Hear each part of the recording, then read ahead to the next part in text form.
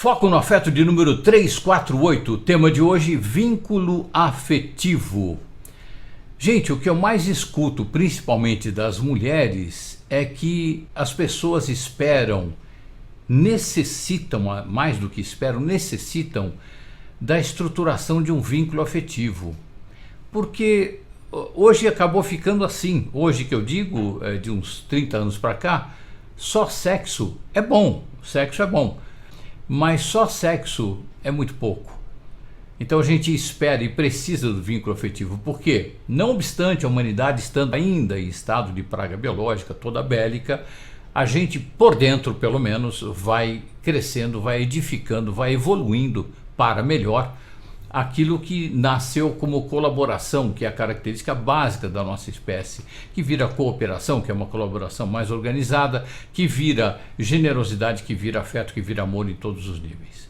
Então, havendo esse crescimento e tendo sido o sexo dotado pela natureza de diversos elementos terapêuticos, sim, porque a natureza quer uma única coisa da gente, sexo. Ok? Então tinha que ter muita coisa embutida nesse ato para que fosse suficientemente motivador para que se fizesse muito, se praticasse muito, a ponto de, nesse aspecto pelo menos, ajudar na preservação da espécie, que é a única ocupação da natureza é essa. Né? Então, digamos que existam 1000 motivos para um casal estar fazendo amor, casal de todos os sexos. Né?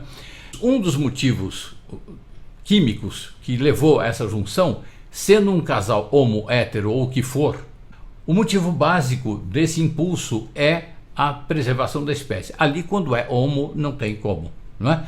Mas imagina que tem ali o casal fazendo sexo e que esse seja um dos 1000 motivos que a natureza dotou o sexo, elementos motivadores para aquele momento de comunhão, vamos dizer assim. Um deles é para a preservação da espécie. Todos os outros 999, nessa minha continha figurada, não é? Todos os outros motivos são todos terapia. E muita gente, muitas vezes insiste em que o sexo existe somente para a preservação da espécie. Não é só para a preservação da espécie. É para a comunhão amorosa entre as pessoas. É para a terapia, é uma terapia das melhores, se não a melhor que existe, biológica, de recuperação, de reestruturação, de realinhamento e de predisposição a um amor incondicional, que pode derivar para um amor incondicional. Né? Então, quando se diz que o sexo é só para procriação, isso é uma visão curta. Que quem propaga que sexo é só para procriação, sabe que não é só para procriação, mas faz isso para induzir, não é para ter todo mundo cativo, aquela coisa do poder, né? Mas eu vou falar aqui hoje, gente, do momento em que o vínculo afetivo muda de teor.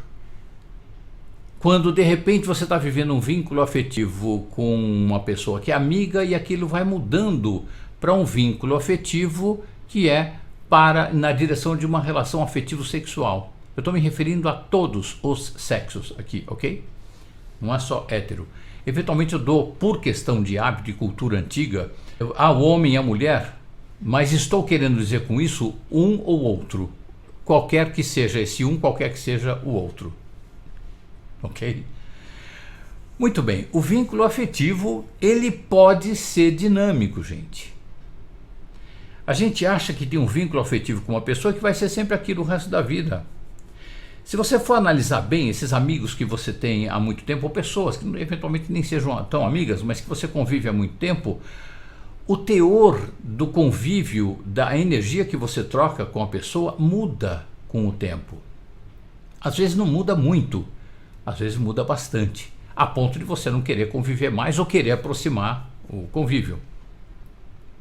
Porque muda o grau de afinidade. O grau de afinidade é dinâmico. Hoje, digamos que eu e você tenhamos 65%, número aqui é sempre figurado, pelo amor de Deus, considerem isso.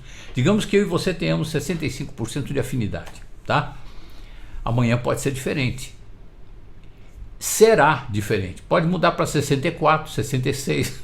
bem pertinho, de uma forma que a gente não perceba, ou de uma forma que não nos motive a nos vermos hoje.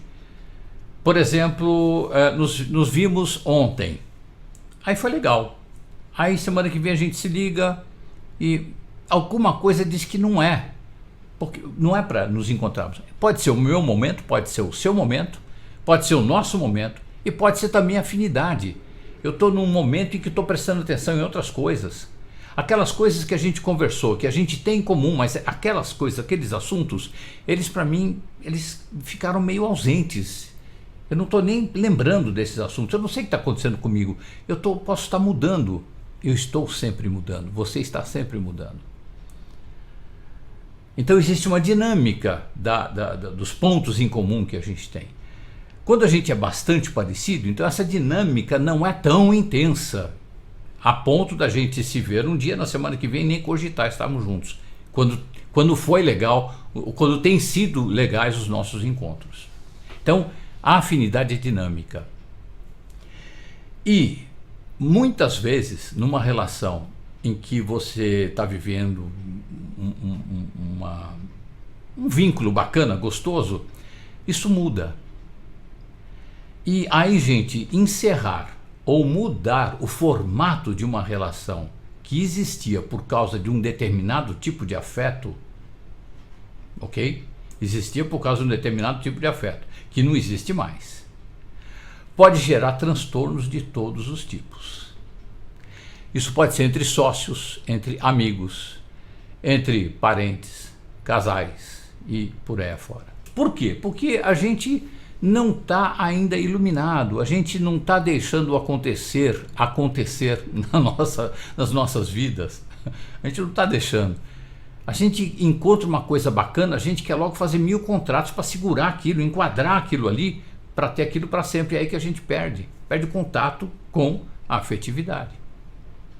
E muitas vezes por causa disso muda o tom, o tanto de afinidade que a gente tem. No começo era uma beleza, nossa, uma química, uma coisa linda, uma coisa deliciosa, um encantamento, uma delícia. E de repente começou a ficar meio sem graça, porque a gente começou, digamos, na menos pior das hipóteses, nós dois começamos a querer fazer contrato para preservar aquilo, para a gente não perder aquilo de jeito nenhum. Então a gente faz contrato, não pode isso, não pode aquilo, não pode... se fizer aquilo tem que ser nessas condições. Meu Deus do céu. Isso dá uma brochada na relação, mas assim, fenomênica. Fenomênica. Claro que motivados por aquela química que estava presente e fluindo quando a nossa relação não começou, acontecia, a gente deixava acontecer, a gente não estava ainda tomado pelo pânico da perda, né? Então era bacana, que bacana, que legal. Mas aí quando a gente entrou na noia de querer preservar, a gente começou a estabelecer contrato, então aí o foco saiu do afeto e foi para o contrato. Claro, perdemos o contato com o afeto. A gente está no contrato. E é frio, é esquisito. O contrato não é você, o contrato não sou eu. Então, fica assim, eu vou encontrar você, não é você, eu vou encontrar o contrato, só que eu não percebo, nem você percebe. E a relação vai caindo num marasmo, vai ficando esquisita, fica meio chata. E a gente acha que a relação mudou, o teor da relação mudou. Mudou sim, porque o ego interferiu. Agora a gente fica achando que não é mais amor, não tem mais amor entre nós. Isso é um equívoco gigantesco. Amor não morre, é fruto de uma química, patrocínio hormonal dado pela natureza. Não é questão de se acordar, eu estou com uma química sexual maravilhosa com tal pessoa e amanhã não estou mais. Essa química é para sempre. O que muda é a disposição para viver essa química. É a disponibilidade que eu tenho, a presença que eu tenho comigo mesmo para continuar percebendo a pessoa e vice-versa, para vivermos essa química plenamente, com a soltura dos primeiros dias, dos primeiros meses, dos primeiros anos. É a falta de observação, falta de presença, é uma preguiça que a gente tem de ficar observando. Mas eu gosto de ir acontecendo, deixa a vida me levar, deixa a vida me levar. Olha, deixar fluir é muito bacana, mas com percepção. Não é controle, é percepção, botando reparo no que está acontecendo, né? Então, quando a gente encerra ou muda o formato de uma relação que existia por causa de um determinado tipo de afeto que não existe mais, isso pode gerar transtorno de todos os tipos entre sócios, amigos, casais e por aí fora. Porque o ego entrou em noia e começou a querer reger a relação. Ou seja, ou o ego rege ou o amor rege, porque o ego não entende nada de amor. E o ego fazendo barulho, tomando conta, o amor não entra. É o ego que decide. É o ego que decide. Bom, agora vamos deixar o amor entrar. Eu, ego, vou ficar quietinho. Ele fica quieto, ele volta à posição de ferramenta. Aí o amor vem, nossa, é uma beleza. É só alegria. O ego fica feliz se tiver paciência. Se tiver a informação e acreditar, aceitar de que ele quieto, ele é planificado e curado de todas as noias dele pelo ser no silêncio. No silêncio. Um dos transtornos mais comuns é quando uma relação amorosa passa a ser uma relação de amizade. Então a gente era um casal e agora a gente está percebendo que, nossa, a gente está ficando amiguinho. Amiguinho não no sentido depreciativo, a gente está ficando amigo, estamos ficando amiguinho. Deixou de ser, porque a tal a química parece que não existe mais, é que a gente parou de prestar atenção. A gente botou contrato, ou simplesmente começou a incestualizar a relação. Comecei a projetar minha mãe, se é um casal homem e mulher, comecei a projetar minha mãe em você, você começou a projetar o seu pai em mim, aí ferrou. Aí não é mais nós que estamos se relacionando. É minha mãe que eu projeto em você com seu pai que você projeta em mim. É bem por aí. Um dos transtornos mais comuns é quando uma relação amorosa passa a ser uma relação de amizade e um dos parceiros não percebe ou não aceita isso. Ele não percebe. Isso que eu acabei de falar agora, definir mais ou menos uma das possibilidades desse esquecimento, desse distanciamento da energia amorosa no casal, né? A pessoa pode não perceber ou não aceita. Percebe, mas não aceita. E aí entra em mais noia, aí gera tensão, desarmonia. E é assim que uma potencial boa relação de amizade, porque foi para o teor da amizade, né? Mas um dos dois não aceitou. Às vezes os dois não aceitam e ficam de bem. Ficam de bem, concordam em ficar de mal para o resto da vida convivendo juntos. É bem isso aí. É assim que uma potencial boa relação de amizade é jogada equivocadamente no lixo do ressentimento. Porque se o casal fica junto, fingindo que não está vendo, vai ter ressentimento. Se um decide separar e o outro fica lá achando que não quer ver, ou não vê ou não quer ver, aí é aquele negócio de codependência, de obsessão, de atração fatal e por aí fora, né? Gente, quando um não quer o vínculo, tem que mudar. Se um dos envolvidos na relação, geralmente dois, mas pode ser 3, 4, 5, quantos forem, quando um não quer, o vínculo tem que mudar. Tem que mudar para a direção possível. Um não quer, não estou mais sentindo vontade de viver o amor, numa colocação bem sincera. Tenho amor, mas eu não estou afim. Eu não estou disposto a viver esse amor. Estou negando o amor. Vai se ferrar mesmo. Nossa, não tem pior doença do que essa da negação do amor, porque causa um monte de doenças, né? Mas tudo bem, a pessoa tem o direito à opção, né? Então quando um não quer, o vínculo tem que mudar. Não adianta querer forçar. Mas o que eu posso fazer para ela mudar de ideia? Eu vejo lá no poste, lá quando eu estou de carro na minha cidade, que é lá, eu trago seu amor de volta em 2 dias e não cobro nada se isso não acontecer. Olha, gente, eu não desacredito em nada e não sou crédulo também, né? Não é por aí. Você acha que é amor, porque quando você está querendo demais, você não quero, e já não é mais amor. Aí é o poder, é paixão, é problema psicológico atuando na frente. A sombra está na frente. Então, quando um não quer, o vínculo tem que mudar a bem da saúde. É melhor chorar, é melhor ter contato com esta aparente perda, mas não é perda, porque ninguém tem ninguém na verdade. Vamos lembrar que ninguém tem ninguém? Que tal? A gente está com pessoas. É duro quando afasta. Meu Deus, é um luto. Só que vamos olhar para isso ao invés de negar. Não aceito porque eu não aceito porque eu... Nossa. Enquanto está nessa, está afastando a possibilidade de aparecer alguém interessante. Mais interessante, eventualmente. Forçar a barra é trazer o poder para a relação. E quando o poder entra por uma porta, o amor sai pela outra.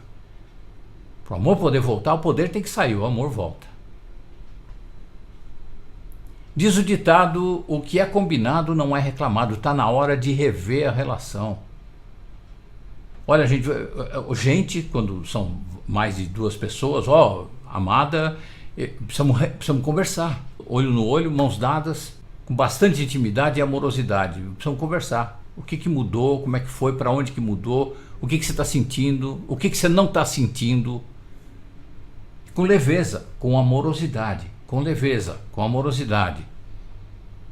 Não em tom de cobrança, interrogatório da polícia, com aquela lanterna na cara. Confessa, você não, pelo amor de Deus, isso não é DR. Isso não é discutir a relação. Isso é interrogatório policial. Extremo. O que é combinado não é reclamado. Então está na hora de combinar outra coisa. Não tem mais aquele teor. Eu não sei porquê, mas não tem mais aquele teor. Vamos tentar descobrir o que é.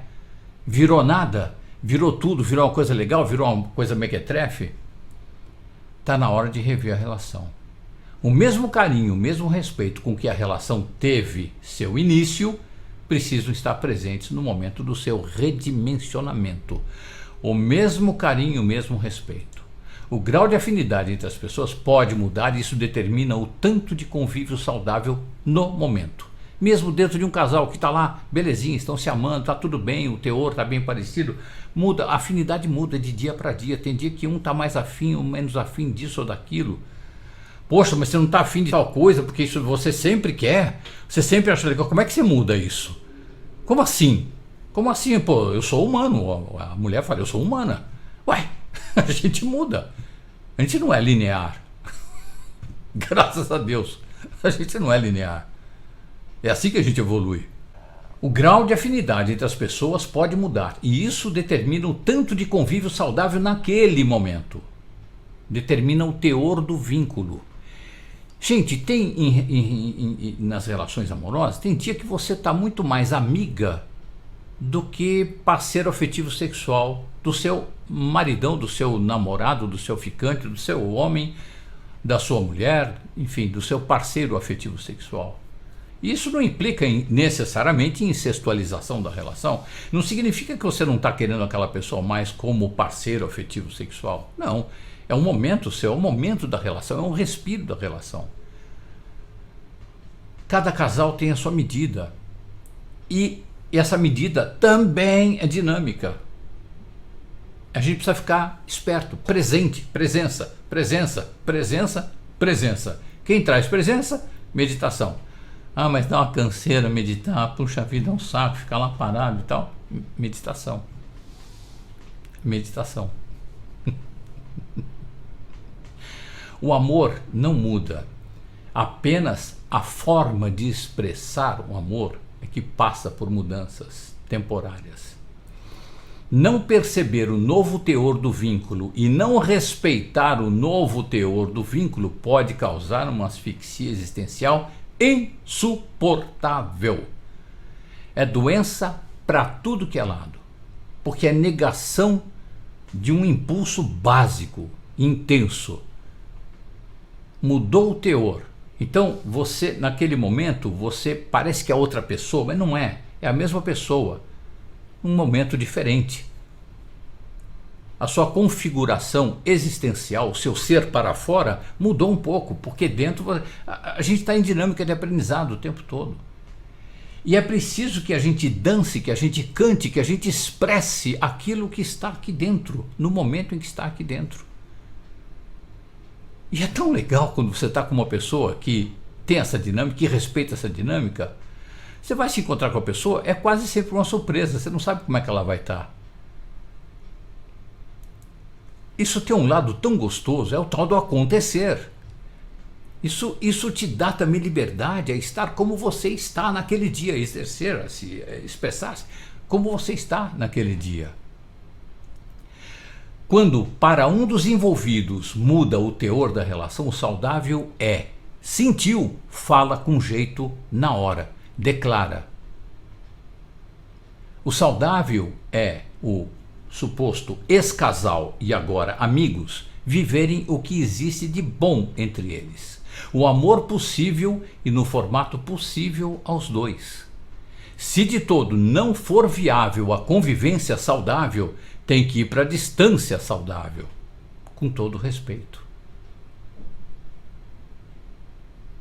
Conversamos, fizemos a DR, olha, pelo jeito a gente está em momentos bem diferentes. Nós não nos desamamos, nós continuamos nos amando, mas estamos num momento diferente, então a gente tem que ir experimentando a distância em que essas diferenças não causem dissonância no nosso convívio, não causem desconfortos no nosso convívio. E aí vai para combinam uma distância, vamos experimentar. Aí cada um experimenta a distância do jeito do casal. Pode acontecer, digamos que, não estou sugerindo nada aqui, digamos que combinamos 3 dias a gente não se vê. Pode ser que no segundo dia os dois estejam malucos de saudade. Esse trato dos 3 dias foi extremamente saudável, porque para os dois trazerem de volta para o casal o ingrediente essencial para a manutenção da tal da chama do amor, que é a saudade. Quando convive acachapado os dois, a gente perde a noção. Já não sei mais onde estou eu, onde termina, onde começa você. Isso tem um lado gostoso até um certo ponto, mas todo dia você perde a noção do seu indivíduo. Você começa a adaptar o exercício do seu indivíduo às limitações da outra pessoa e vice-versa, quando na verdade é para você viver o seu indivíduo por inteiro, lá na sua casa. Ter esse espaço existencial, esse respiro existencial, até o ponto que você tem saudade e você encontra, os dois se encontram. Mas não é um que manda quando encontra, quando não encontra. É, olha, tô com saudade, tudo bem? A gente se vê? Não, eu preciso de mais não sei o quê. Tá, beleza, tudo bem, vai aumentar a saudade, é bom. Aí fica, não, mas ela deve estar com outra pessoa, mas ela não sei o quê. Aí, nossa, meu Deus, começa a noia. Sombra, joga no lixo. Porque aí, meu Deus, quando a sombra ataca e vai atacar sempre, gente. Quanto mais a gente fizer meditação, menos sujeito a ela a gente fica. Eu lamento informar ao seu ego, preguiçoso como o meu, selvagem como o meu, que é a meditação que resolve esse treco. Percebe? Para você... Tá, outra pessoa pediu ali aquele tempo de 1 dia, mais 2 dias, enfim, o que for. E não entrar na noia. Essa noia é a sabotagem do amor. É a tal da culpa de ser feliz, porque você está sendo feliz.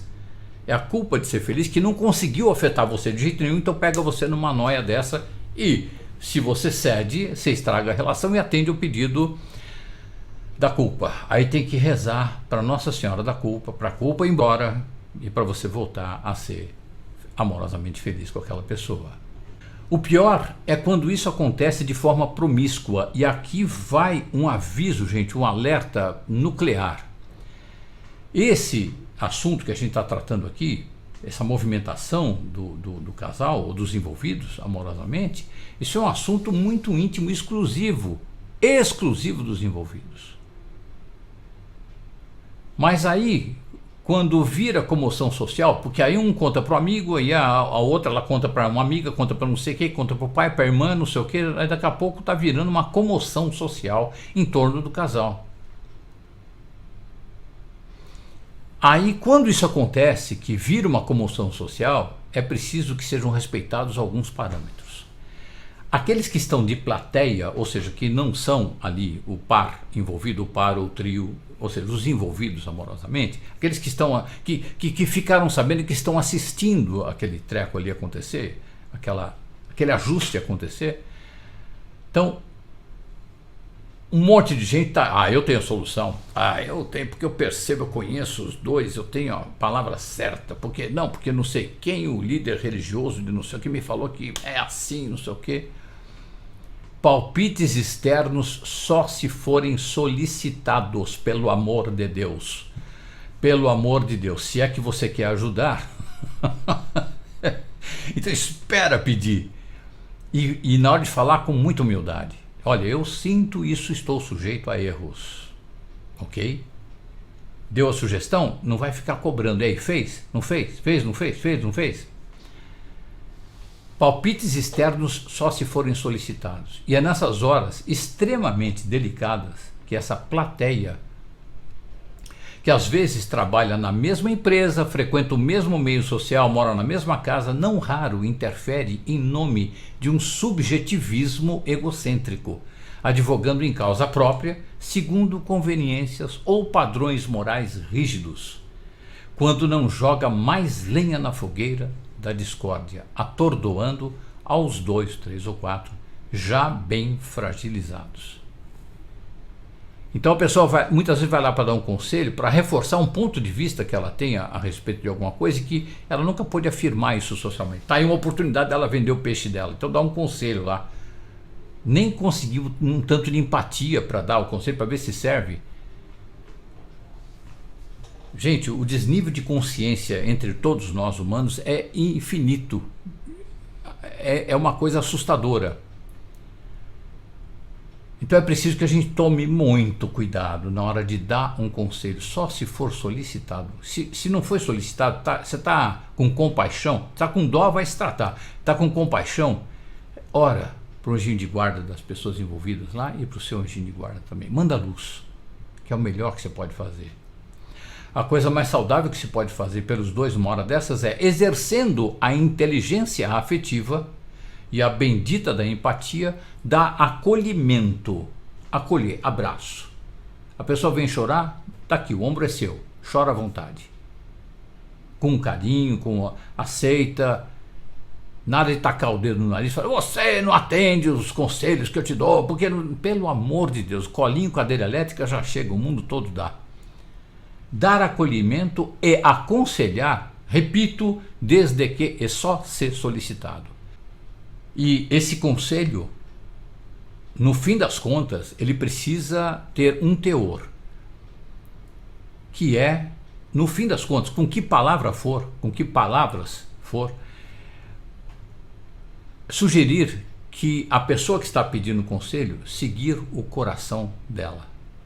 Porque tudo que ela precisa fazer nesse momento é voltar à presença para ouvir a si próprio, o próprio coração. Dar a entender que qualquer que seja a decisão dos dois, os dois serão respeitados, admirados e amados. Ponto final. Olha, qualquer que seja a sua escolha, eu estou te sugerindo isso, mas qualquer que seja a sua escolha, você continua sendo respeitado, amado e admirado por mim. Ponto final. Afinal, se isso estivesse acontecendo com cada uma das pessoas dessa plateia, é exatamente isto que eles quereriam que fizessem com eles. Deixar os envolvidos em paz. Há que se ter inteligência afetiva. E inteligência afetiva pressupõe altruísmo. Mas altruísmo empático, não esse altruísmo da sociedade que é um servilismo. A sociedade sim, tem que ser altruísta. Altruísta significa ser egoísta para fora. Super egoísta, atender o ego de todo mundo menos o seu. Isso para a sociedade, o altruísmo. Agora o que eu estou falando aqui é empatia. É você esquecer de você, quanto possível, entrar no ser daquela pessoa e dar o seu conselho da forma mais saudável, como sugeri aqui, ou da forma que o seu coração indicar. Inteligência afetiva pressupõe altruísmo e é o momento de exercer a empatia. A empatia nos dota do dom do altruísmo. E esse exercício de altruísmo e empatia de todos para com todos. Quem está dentro precisa agir com maturidade emocional. Quem faz parte do envolvimento amoroso direto ali, que está ali em questão, que está passando por ajustes, quem está dentro precisa agir com maturidade emocional. Quem está de fora precisa agir com inteligência afetiva. Sem manipulação. Aí é difícil. É difícil. Mas medita que você consegue. Vínculo afetivo é apenas afetivo. A nossa sociedade cisma em pegar, sugerir que um casal se junte por conveniência. Mesmo que se gostem, aí não é uma relação interesseira. Não é nem nesse caso que eu estou falando. A relação tem ali um gostar. Mas o personagem principal da união são os interesses. E aí é rota de colisão. Vínculo afetivo é apenas afetivo, não é algema. Vínculo afetivo também não é sequestro físico nem emocional. Vínculo afetivo não é perseguição, nem posse. Vínculo afetivo não é competição nem ciúme. Vínculo afetivo não é constrangimento nem manipulação. Vínculo afetivo não é obsessão, não é chantagem e nem vingança. O vínculo apenas afetivo é um privilégio de gente saudável. Haja meditação para a gente chegar nessa saúde. Quem não desiste, chega. Foco no afeto.